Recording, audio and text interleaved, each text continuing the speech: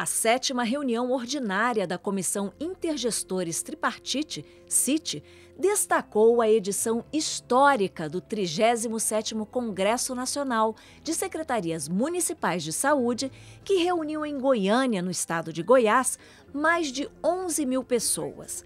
Já reconhecido como o maior congresso de saúde pública da América Latina, o evento sediou muitas trocas de experiências, parcerias e mostras. Foram apresentados 423 trabalhos do Imuniza SUS e 535 mostras Brasil Aqui Tem SUS. Presidente do CONASEMES, Richan, aproveitando para parabenizá-lo pelo excelente 37º Congresso do CONASEMES, realmente além da ampla participação, recorde, né, Richan? Também cumprimentar o Williams, que era o presidente até o Congresso, e foi realmente um evento histórico, tanto pela participação recorde, mas, sobretudo, pela qualidade, pela mostra de trabalhos, né, pela riqueza que mostrou dos municípios brasileiros.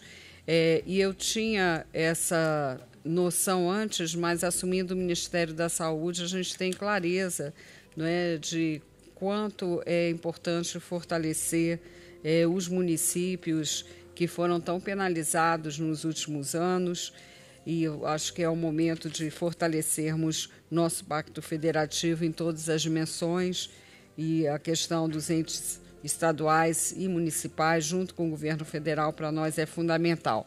Esse espaço colaborativo de discussão, tanto de apresentação de experiências, de um diálogo crítico para construir, fortalecer e ampliar o SUS, ele é fundamental. Acho que vocês deram uma demonstração de como realizar um congresso para além da caixinha dos problemas do dia a dia dos seus municípios, dos municípios brasileiros, das secretarias, porque na verdade aquele pequeno problema que pode parecer que é exclusivo daquela localidade não é. É um problema de todos nós. Então essa dimensão que vocês deram ao Congresso, com essa expansão da participação, como você mencionou, para o gestor, para o usuário, para o profissional, para o pesquisador, juntando todo esse conjunto de pessoas no Congresso, é uma demonstração de muita clareza política, não tenho a menor dúvida, e do qual nós nos engajamos plenamente enquanto Ministério. Estamos desde já envolvidos junto com vocês, considerem isso na preparação e na organização e na permanência de toda a nossa equipe já no próximo congresso, que será em Porto Alegre. Enfim, conte conosco para que esse processo permaneça cada vez mais forte e a gente esteja cada vez mais junto. Foi um momento ímpar porque quando os secretários se reúnem, eles compartilham experiências. E as experiências lá apresentadas, ministros, todas valorosas, que podem ser multiplicadas nos demais municípios do nosso país. E essa unidade que existe entre CONAS, CONASEMES e o Ministério é que possibilita que a gente continue avançando, como já se avançou nesses 35 anos do SUS. Nós temos história, e muitos que estão aqui fazem parte dessa história. Então, Richan, você como já atuava, né, traz para a presidência toda a experiência de anos de secretário municipal com esse CONASEMES, que é gigante, porque congrega quem está na ponta, congrega quem realmente o usuário bate na porta, junto conosco os gestores estaduais e o Ministério. Eu tenho certeza que com unidade a gente vai continuar avançando cada vez mais. Então, parabéns, sucesso. Foi pactuada para este ano a habilitação de novos 350 municípios ao Qualifar SUS, que é a qualificação da assistência farmacêutica. 23 milhões de reais serão investidos para qualificar a assistência em todos os municípios do país até 2027. A proposta é de uma minuta que habilita 350 municípios no programa Qualifar, que é a qualificação da assistência farmacêutica. Ou seja, ou a gente avança para tratar a assistência farmacêutica como cuidado e não como distribuição de remédio, ou a gente vai ficar, os estados, municípios, governo federal, virando simplesmente um grande mercado comprador de medicamento. O programa estava parado desde 2019, sem nenhuma habilitação nova. E a ideia é que a gente agora habilita 350 municípios com investimento de 23 milhões, pactuados, inclusive, naqueles municípios, viu, Richan?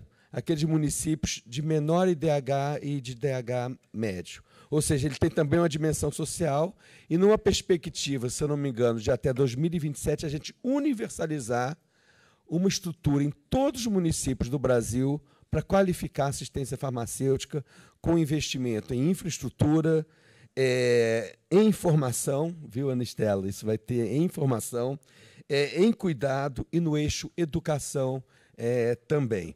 É fundamental que os municípios tenham uma qualificação que permita cuidar das pessoas e não apenas distribuir remédio. O remédio ele pode ser um bem, mas ele pode fazer muito mal se ele é tomado de modo inadequado, sem ter cuidado. Muitas vezes o melhor tratamento é uma boa caminhada, é cuidar da vida e não tomar o medicamento. Ou tomar o medicamento de modo racional e de modo adequado, no tempo necessário, na quantidade necessária e com a regularidade necessária. O secretário ainda destacou a importância da redução da judicialização, favorecendo bases científicas nacionais. Nós não podemos viver num contexto em que mais de 2 bilhões de reais só no Ministério e nos estados e municípios, os valores desta magnitude ou ainda maior, são gastos com decisões judiciais, muitas vezes levando ao uso inadequado de produtos, o uso inadequado de tecnologias, o uso irracional de tecnologias que inclusive podem fazer mal à saúde, ou seja, a pior via para cuidar da saúde é a via judicial. Mas, por outro lado, a gente tem que fortalecer a nossa lógica de incorporação tecnológica, a nossa estrutura científica de incorporação tecnológica, para ser respeitada em todo o país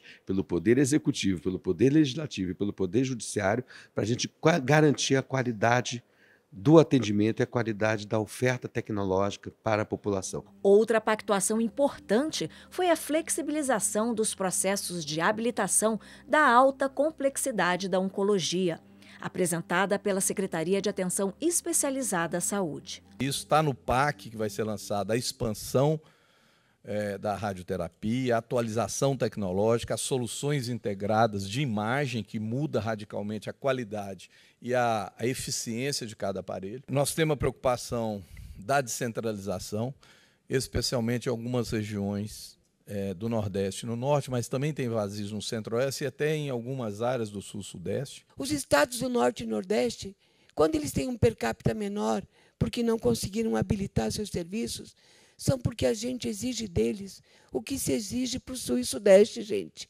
Então, quando a gente consegue habilitar no Sul e Sudeste um serviço, é muito mais fácil de habilitar do que no Norte e Nordeste, porque as portarias não olham para um país continental. A gente dita uma regra única para o país como um todo, como se todos tivessem a mesma capacidade e como se eles não estivessem produzindo. Sim, eles estão produzindo, só não conseguem lançar porque não conseguiam habilitar. Eu acho que é uma flexibilização que não só vai ampliar o serviço, mas facilitar o acesso. Eu acho que isso que é o mais importante, que às vezes a gente amplia serviço, mas o acesso continua sendo dificultado para o paciente. E no momento também agora da gente pedir para a CIBS, para a gente ter celeridade, porque nós temos vários serviços bancados por gestor de forma judicializada, então essa flexibilização ela vem para a gente já suprir essa demanda que já existe na ponta, então por parte do CONASEMS está pactuado. Pactuamos uma simplificação da portaria orientadora da oncologia brasileira, retirando algumas exigências que não tinham muito sentido, ficando como referência, com isso facilitando, como já tínhamos feito na neurologia, na ortopedia, no mês anterior, facilitando a implantação de novos serviços, descentralizando as regiões, cobrindo os vazios assistenciais e, dessa forma, dando oportunidade de acesso ao tratamento do câncer, na quimioterapia, na radioterapia, na cirurgia oncológica e nos tratamentos combinados. Então, é um marco importante.